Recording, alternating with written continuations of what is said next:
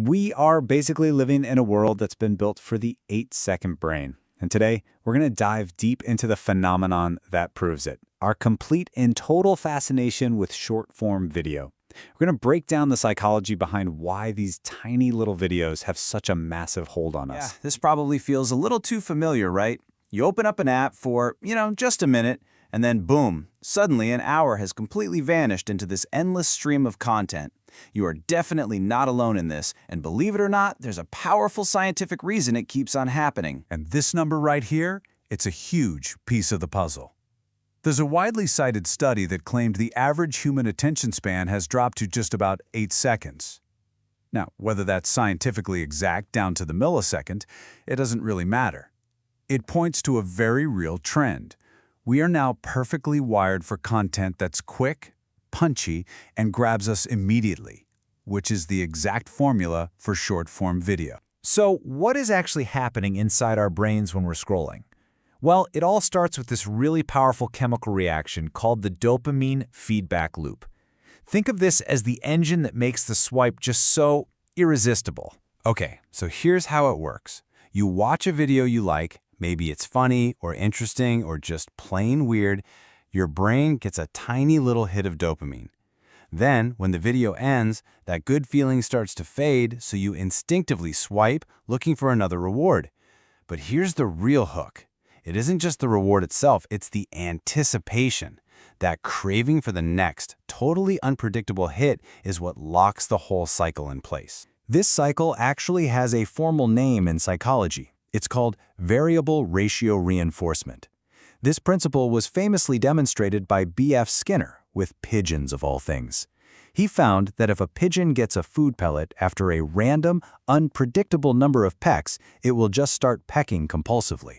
It gets hooked not on the reward, but on the possibility of a reward. And that's what makes these short-form video platforms giant digital Skinner boxes.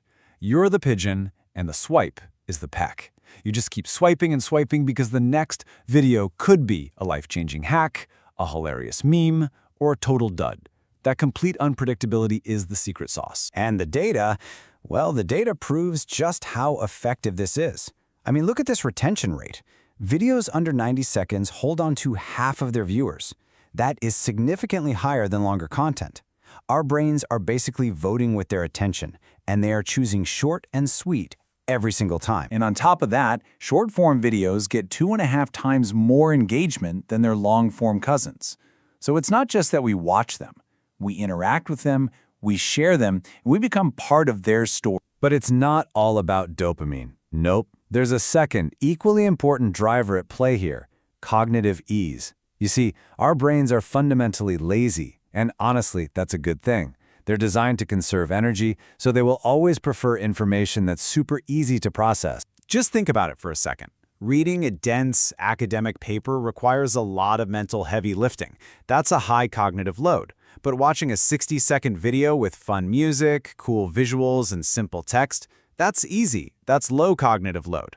The information is essentially pre-digested for our brains, which makes it feel good, memorable, and even more trustworthy. So, beyond our own individual brain chemistry, there's this powerful social force going on. We are creatures who absolutely crave connection, and these short-form videos have become a huge source of our shared cultural experiences. A perfect example of this is the Kacha Badam song. It started as a simple little jingle by a peanut seller in India, and then it just exploded into a global phenomenon. Why? Because people didn't just watch it, they participated. They created their own versions. They became part of a worldwide trend. It tapped right into our basic human desire to belong. And this is the viral loop engine in action. A video starts to gain traction, which creates social proof. It's a signal to our brains that says, hey, this is important. This encourages more people to watch and, this is the crucial part, to recreate it.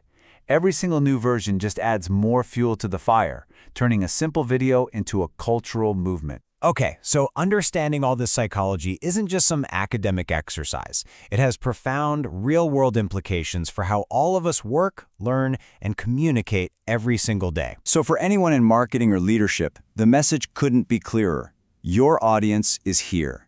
This is an incredibly powerful tool for telling your story authentically and concisely.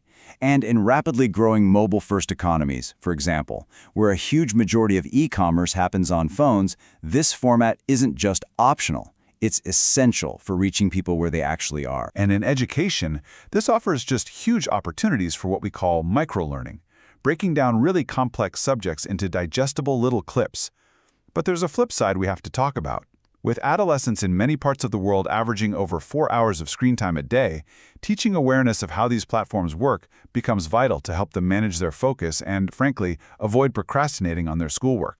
Ultimately, this isn't just about dance challenges or silly memes. The ability to take a complex idea and distill it into a clear, compelling short video, that's becoming a fundamental skill. It's like a new form of modern literacy, and it's an asset in pretty much any field you can think of. So, I'll leave you with this. You now understand the psychological hooks of short-form content.